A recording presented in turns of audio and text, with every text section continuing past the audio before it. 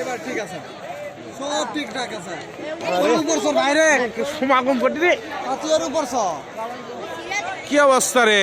Member মানুষের মল্লিশ যদি এত মানুষ হয় কি অবস্থা রে? এত বড় মল্লিশ তো জীবনেও দেখিনি রে। স্বাদ তো হবেই, যেহেতু পাকড়ি আলুর ঘাটি আর কাটারি চাউলের ভাত, এত সমাগমের মধ্যে তো খাওয়া হবেই। হ্যাঁ, এখনো কিন্তু লোকজন আসতেছে, শেষ হয় নাই, আরো লোকজন কিন্তু বিশাল আকারে আসতেছে। সমাগম মোটামুটি চলতেছে, এখনো মহিলা কিন্তু বসেনি, পুরুষেরাই কিন্তু দেখেন দূর দূরান্ত থেকে দেখেন কিভাবে লোকজন আসতেছে। একটু জুম করে দেখায়, দেখেন কিভাবে লোক আসতেছে। মোটামুটি ভালো চলতেছে। লোকে লোকারণ্য নেয় রে, খাও পাখি আলুর ঘাটি, গরম গরম ঘাটি, গরম গরম ভাত, পুরা এলাকা জুড়ে সমাগম মোটামুটি সেই।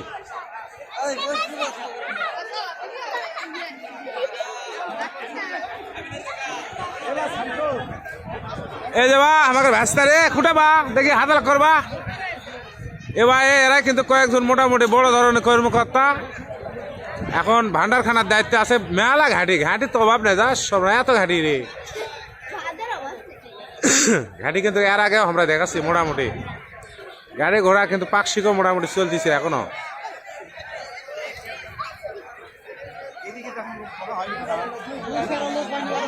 খালি লোক আর লোক, মানুষ আর মানুষ, মানুষের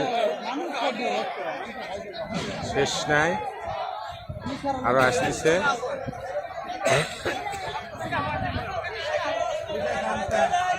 বিশাল দলে দলে মানুষ আসতেছে, এত মানুষ,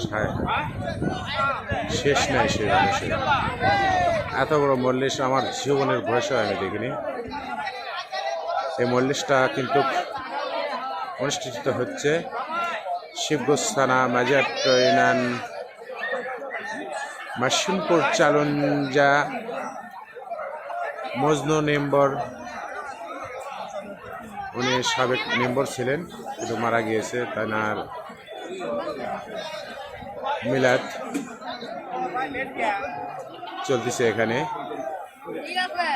বিশাল সমাগম, ৬,০০০ লোকের সমাগম কিন্তু এখানে। পুরা এলাকা দর দিয়েছে, অনেক ভাই কিন্তু এসেছে, মোটামুটি লোকজন। এই যে কর্মাকে দেখাচ্ছি, দেখেন এখানে কিন্তু টিপ লেগে আছে, এখনো দেয়নি, দেওয়া শুরু করেনি, দিবে ইনশাল্লাহ।